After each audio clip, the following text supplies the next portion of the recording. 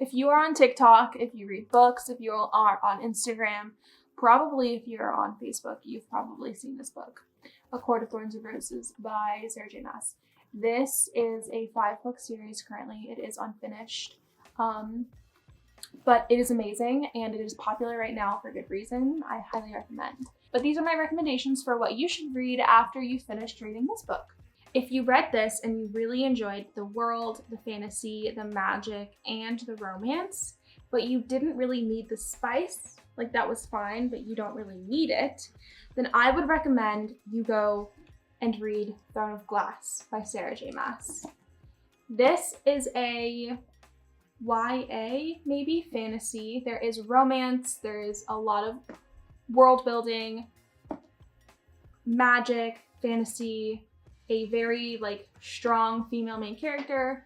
I highly recommend. I could do a whole video on reading order for this book, but it is an 8-book series. I would say read the back of Throne of Glass, see if you're interested. If you are, start with Assassin's Blade. It will tear your heart out. It will be the best thing you've ever read and the only thing you ever think about. This is my Roman Empire. So I love this, but I also know that it's not everybody's cup of tea. But it is a lot of people's. So anyway, if you have questions about Throne of Glass, I'll answer them. If you've seen this book on social media, then you've probably also seen this book on social media. This is Fourth Wing by Rebecca Yarros. And I would recommend this book if you liked the romance, the fantasy, the world building, but you want to add dragons. This is a 2-book series. Second book, Iron Flame, just came out.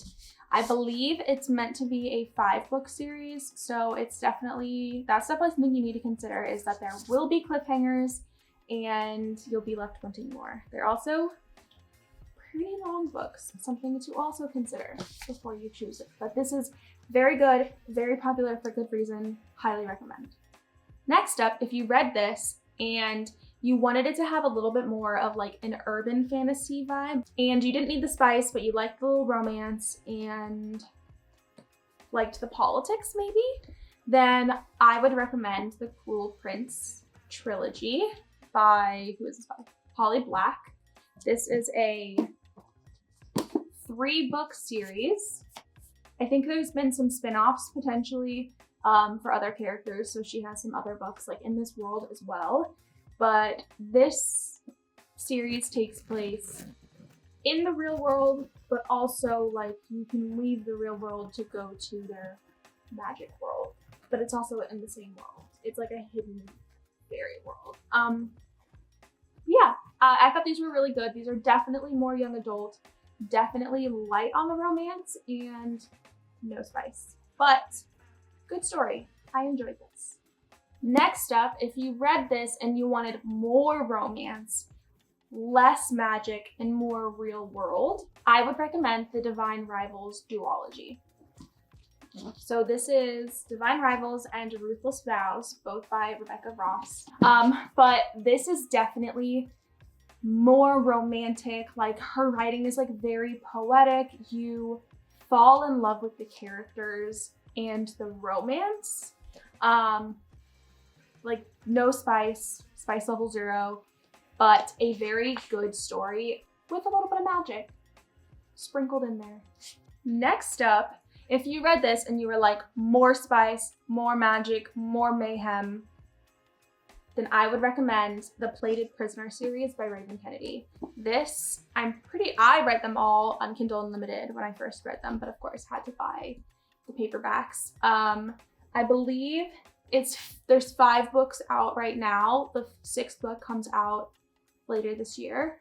But this is a King Midas retelling.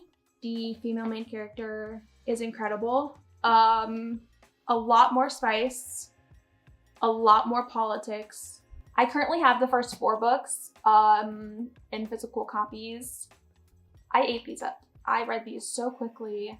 Glow, the end of it, that broke my heart, but in the best way. So good.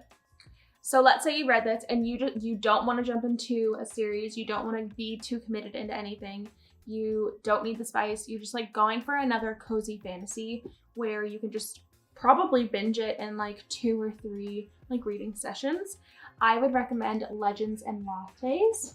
This is by Travis Baldry. But literally, like, the back of it says a novel of high fantasy and low stakes. So this is like low stress. Nobody's gonna die. Like, there's no anxiety. This isn't going to like break your heart, break your spirit.